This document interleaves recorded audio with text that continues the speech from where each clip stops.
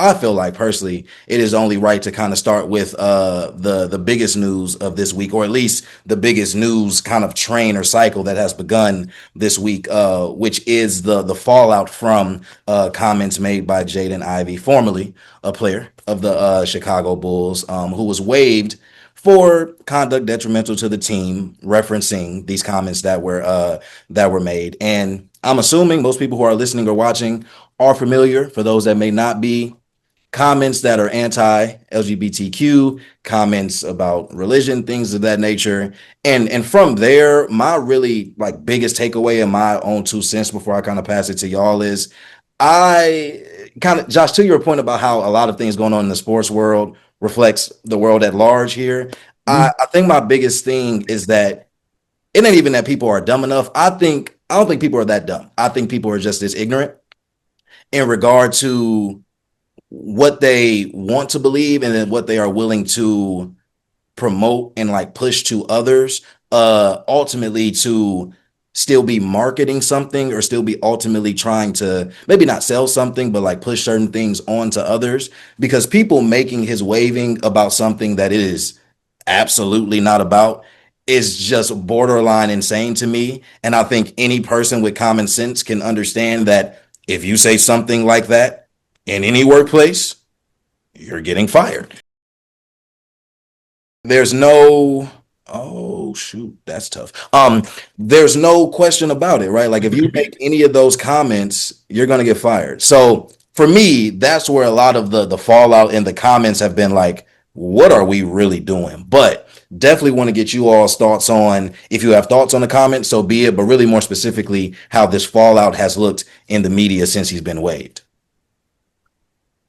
I'm just tired of these situations being taken care of swiftly versus other situations that have come about related to maybe how women are treated by professional players in some aspects, or um, things of that nature. Like, I'm not trying to be funny. He literally has a teammate that was in the media for the absolute wrong reasons.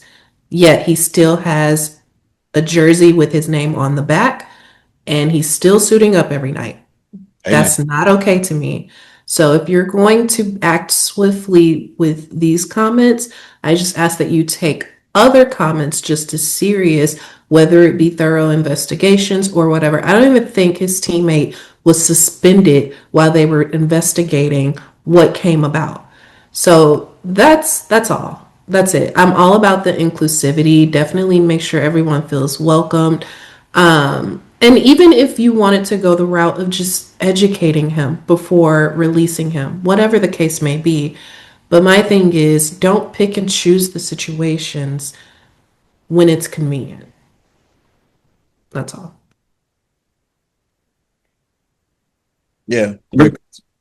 100% agree with Ashley on that sentiment, and also to take that just a tad bit further.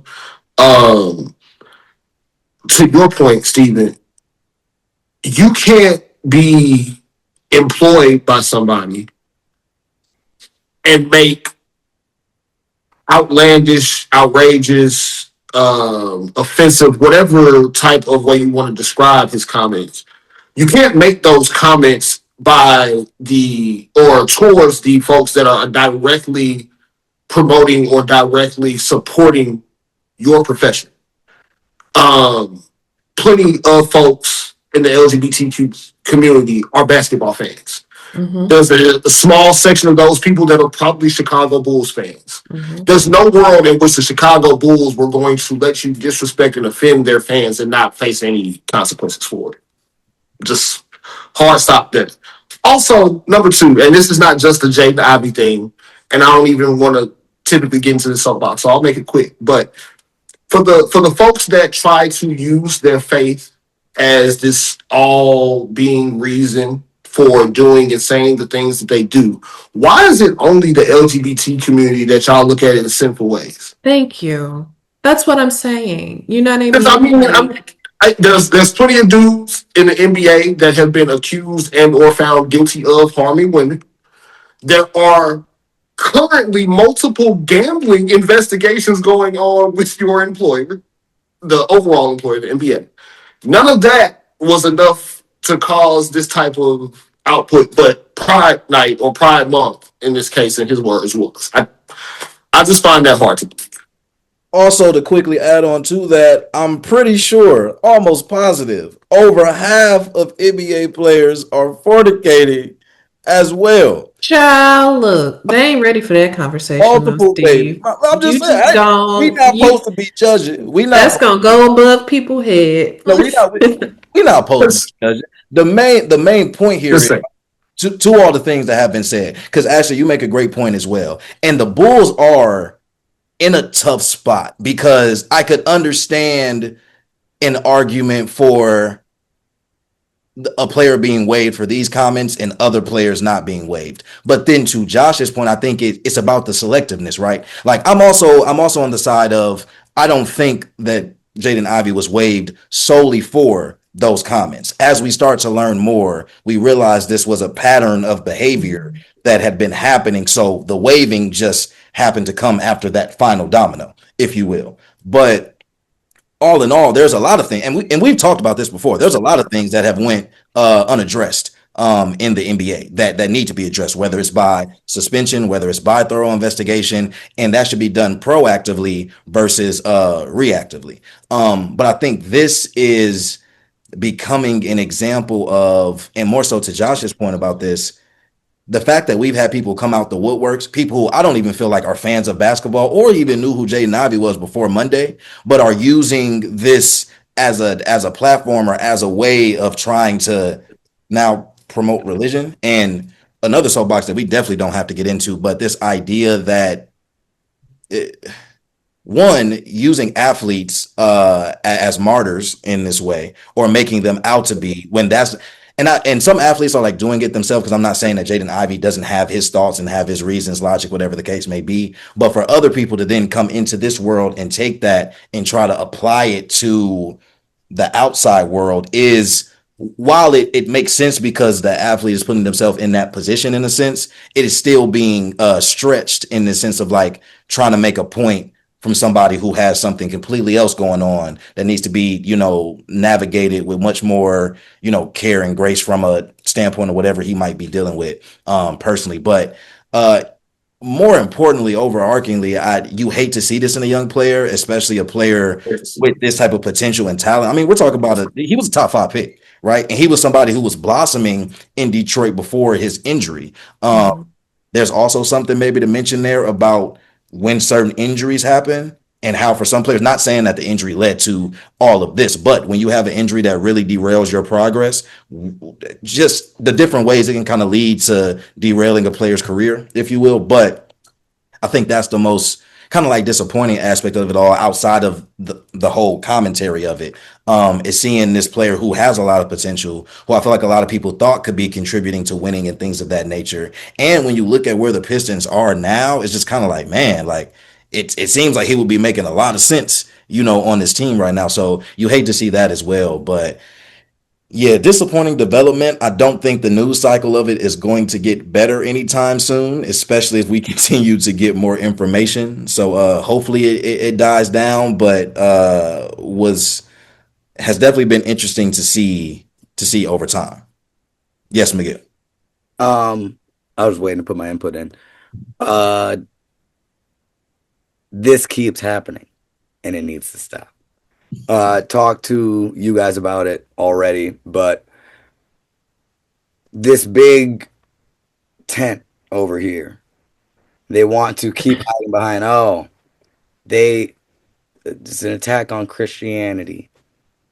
Oh man, like we can't just say what we want anymore.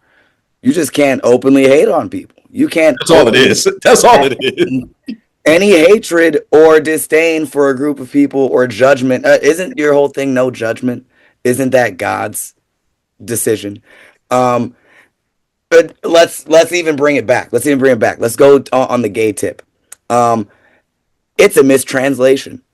It was talking about boy molesters, but we wanted to, do some revisionist history, and now we have this whole sect of religion that is meant to hate another person and tell them how wrong they are about living their lives, even though someone died for our sins, about how these people cannot be a part of our religion.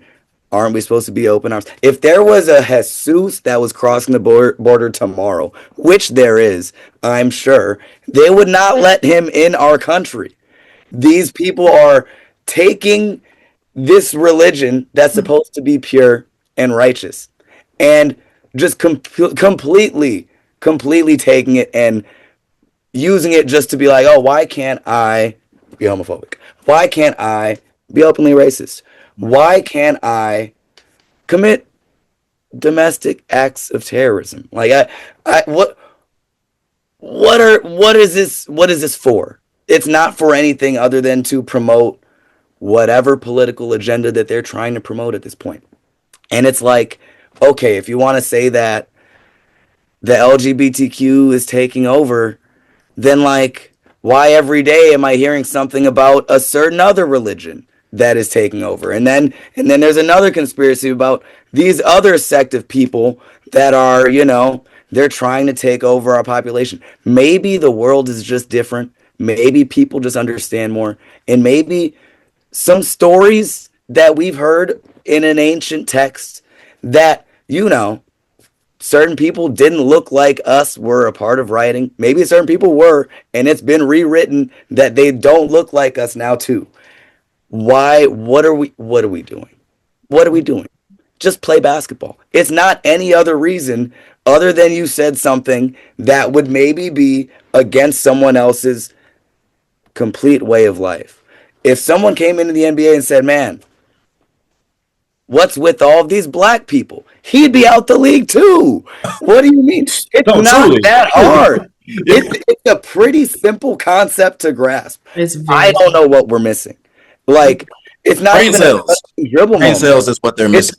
It's not even a shut up and dribble moment. Like, you can have like things to say about stuff, but like have something other than just like this blanket of religion to hide behind. Because now it's like, okay, he has the most sold jersey in the NBA in the last whatever week. Crazy. It's like, okay, what person? Chicago jersey is disgusting. But we're in a society where it's like, all right, you go to a baseball game and call a little boy a slur, and now you have a GoFundMe with $1 million in it. It's not ever religious persecution, and I don't want to hear it's that, because you guys are mobilizing like you're running this place, which you are. So shut up, deal with being out of the NBA, collect your bag, and go grift like they all will do.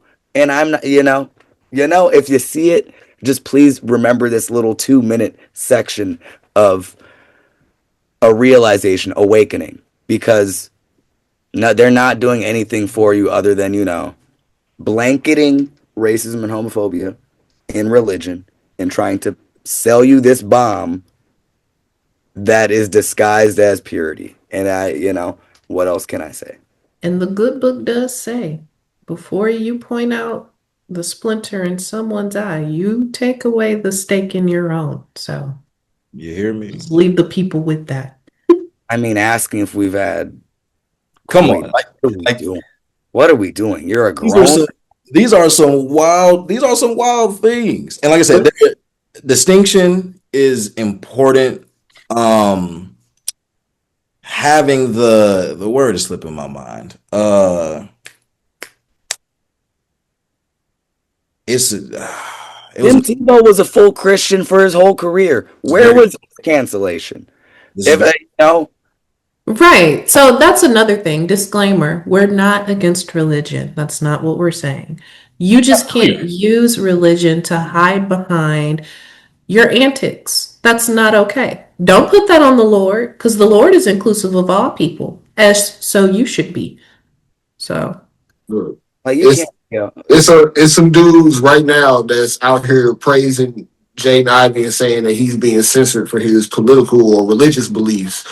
And meanwhile, they probably on the down low hiding their sexuality from their wives or something. So, I mean, we see it with Kristi Noem's husband.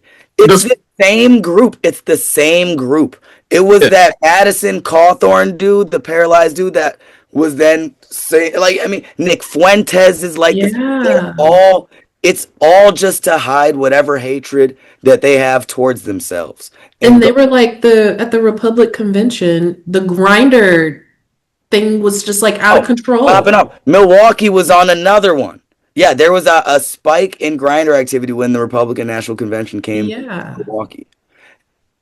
What not to shame at all, but these are the people enacting laws to make it harder for women to have control of their own bodies. It makes it harder for people to live their lives, and then they want to act like they're the hunted. No, I'll be honest with you. I'm shaming. I'm shaming anybody that is criticizing somebody for living a lifestyle that you are trying to secretly live yourself. It's projection. That's all. That's all it is. you know, You've been doing that ever since we started. you know, let me just tell you, like this is probably the most impactful moment of our podcast, other than when I was talking about myoglobin that got axed because our thing went down. Was that the steak? Don't wash your steaks. Hold on. So here we go. Wait. So Ashley, Like I gotta bring it back. have you been washing your steaks? I don't eat red meat. You know, so we were deflecting. So here we go. For anyone at home, that red stuff that comes out of your steak, if you like cooking it to it's a tire, a monster truck tire to eat, right? Wrong. You shouldn't be doing that. That is not blood. It is myoglobin. It is not going to get you sick. It's not like cutting a raw chicken and being like, them juices. No, it is a pigment that is released upon cooking. And then you could have it from, that's why they have the rarity scale. You're in that fry that bit up zone. You need to stay where there's like some pink in the middle. Yeah. You don't. Rinsing your meat as well is introducing bacteria all across your kitchen to go get you sick as well. Do not rinse that chicken. It's only going to spread all that chicken juice all over all of your other dishes. And now guess who's got salmonella? You do. So don't wash your meats and cook your steaks to a normal non-tire consistency. Non-tire is crazy.